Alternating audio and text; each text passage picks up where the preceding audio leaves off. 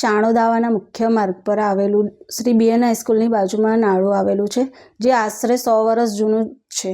ગાયકવાડી સમયનું બનાવેલું છે. તંત્ર દ્વારા અહીંયા સ્થળ તપાસ કરવામાં આવી ત્યારે જાણવા મળ્યું કે આ નાળું જર્જરિત હાલતમાં છે. ત્યારે તેમના આદેશ પ્રમાણે ભારદારી વાહનોની અવરજવર બંધ કરવામાં આવી. તેના પગલે ધ્યાન રાખીને પંચાયત તરફથી એમને ત્યાં અરજી કરી અને તમામ ભારદારી વાહનો બંધ રાખવા માટે અપીલ કરાઈ છે.